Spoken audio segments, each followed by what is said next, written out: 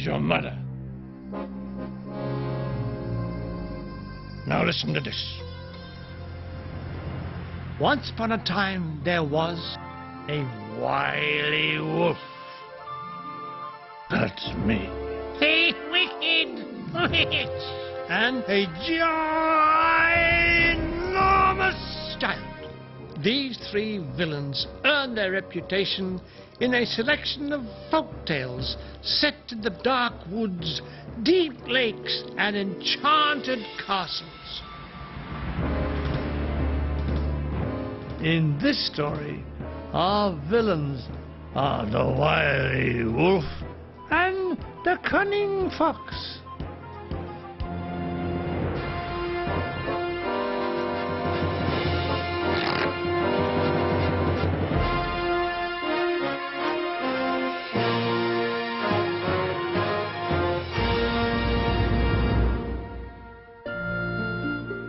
Many years ago, a wealthy businessman and his wife lived in a huge house in the countryside. The father was, as the French say, entrepreneur, or, as the English say, a bit of a wide boy. He had made his fortune by selling things that other people threw away, like elephants. What he lacked in social finesse, he made up for in warmth and kindness. But to his and his wife's dismay, they had no children to lavish their generosity on. I tell you what, we go up west to one of those clinics. They'll soon sort it out. And so they visited the well-known clinic of Dr. Hotkari, former plastic surgeon, returned recently from Calcutta. He gave them a test tube and last year's calendar. They gave him a case of money, and sometime later a baby boy and a baby girl were born. Oh, hello, two for the price of one, eh? Magic, said the proud businessman as he went to celebrate with Shirl at his local, the Flat Hedgehog. But not everyone was so pleased for them, especially a local builder who was owed a great deal of money for building their gym and jacuzzi. Fee, fi, fo, fum, a lump of ice to cool your rum.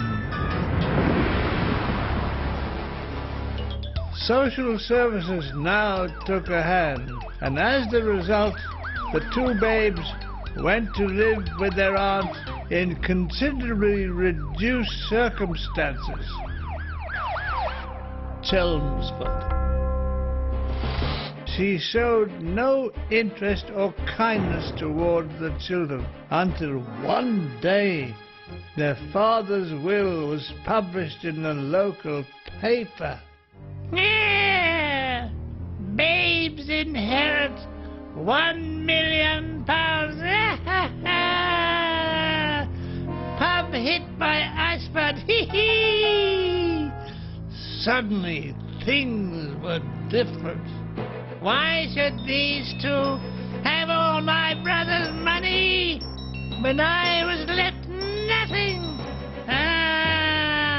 I shall dispose of them in the wood, and then it's all mine.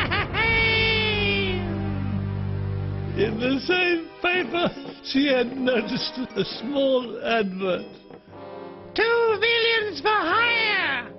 Disposal in woods, a speciality. Perfect.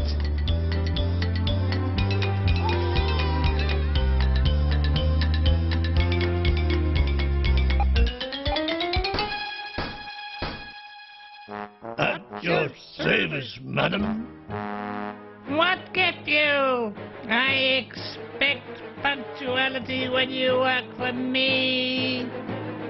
she explained to the villains that the sack contained unwanted Christmas presents and should be thrown in the lake in the middle of the woods.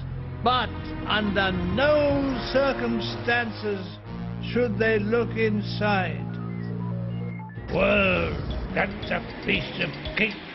Oh, no, It's not cake, all right. no, it's more like meat, I'd say. Meat? You mean to tell me that we're throwing away perfectly good meat? But the lady... Never mind the lady. It's against my religion to throw food away, especially meat. By the time they reached the lake, deep in the woods, the two villains were arguing violently. Take that and that. No, that's not fair. I wasn't watching. No, you talk to me. Take that.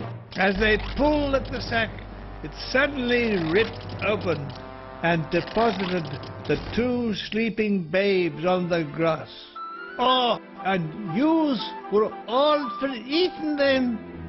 And you were all for throwing them in the lake. They both looked fondly on the sleeping children. Why don't we leave them on the vicar's doorstep? Suggested the fox. Oh, yes. And as a reward, we'll go round to the kitchen and have some of the meat pies. The brilliant solution suited everyone. The vicar and his wife adopted the babes. The wolf and the fox pinched the meat pies.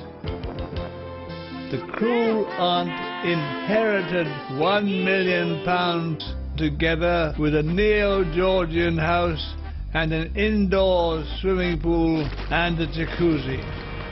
And that might have been the end of the story, but for a trivial speeding offence by the wolf on the A10 near Chingford. He found himself in the dock before Justice Jeffreys. This is your 74th speeding offence this month, and I've taken with your previous crimes of duck shooting and pie pinching. I have no alternative but to impose a severe sentence on you. Have you anything to say? Yes, Your Honor. And the wolf told the court how the cruel aunt had paid him to dispose of the babies, and how the fox wanted to throw them in the lake, but how he had taken pity on them and left them with the vicar. And there I rest my case, Your Honor. Under the circumstances, I reduce your sentence from 25 years to life. Objection, Your Honor. Overrule again.